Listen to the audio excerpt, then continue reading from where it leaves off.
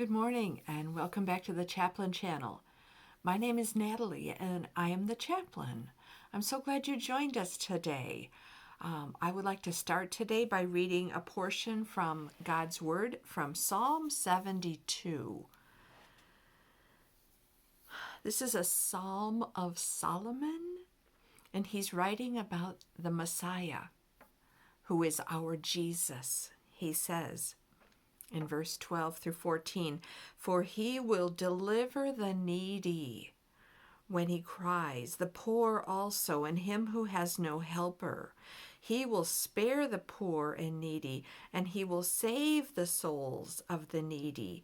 He will redeem their life from oppression and violence, and precious shall be their blood in his sight."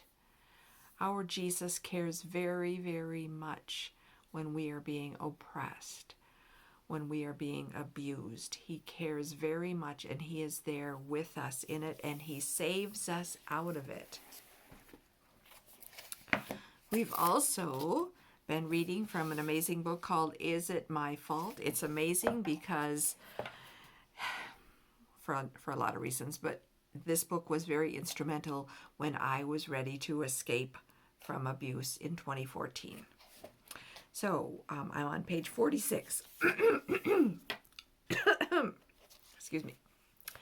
Lundy Bancroft, a consultant who has studied extensively the minds of abusive men, writes, "Abuse grows from attitudes and values, not feelings. The roots are ownership. The trunk is entitlement, and the branches are control." So he thinks of it as a large tree. I'd like to read that again. The roots are ownership. The trunk is entitlement, and the branches are control. The issue of abuse is not only about having control of and power over someone else. The abuser uses power and control as tools to support his belief that he owns his wife or partner and that he is entitled to certain treatment. This is why violence against women increases in cultures and countries where women are actually owned through practices of dowry and where issues of male entitlement run higher. It also explains why most abusers are male and most victims female, because male ownership entitlement runs through the root of almost all society. We would suggest that this is because male domination was a primary consequence of the fall. In Genesis 3:16, after the fall, God responds to Eve saying, "Your desire will be for your husband, and he will rule over you." This does not mean God determined men should rule their wives, that male domination is ideal and how it should be. Rather, we see this man's ruling over his wife as a consequence of sin that is not the best plan for humanity. This is further evidenced by the fact that before the fall, men and women were equal. Chauvinism and misogyny are effects of sin. They are not part of God's design for men and women. Chauvinism says that men and women have been created in a hierarchy, with the male as the higher, superior sex, much like a king born into a family with natural right to exercise authority over the rest of his nation. Chauvinism upholds that women, in contrast, are the weaker or lesser of the sexes, inheriting a natural role of submission to the man, like the citizens of a country who have no natural claim to authority. But we do not believe that God created you to be in this role.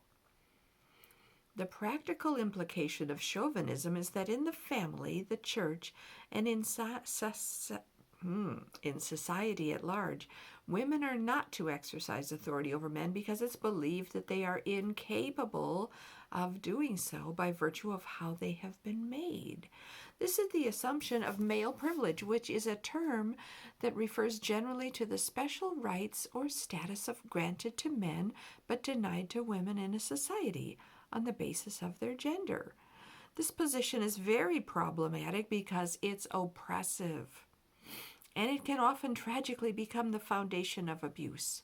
Moreover, this position misunderstands God's creative intentions for men and women. In other words, we believe abuse is not just a case-by-case incident. It is an epidemic. And since we are Christians, we believe that it is an outgrowth of human sinfulness. Abuse is not the way things should be. You were made for more than this. Next time we will look at chapter 3. Why does he choose to abuse? But for today, may the Lord bless you and keep you. May the Lord's face shine on you and be gracious to you. May the Lord lift up his countenance on you and give you his peace. Shalom. We'll see you next time on the Chaplain channel.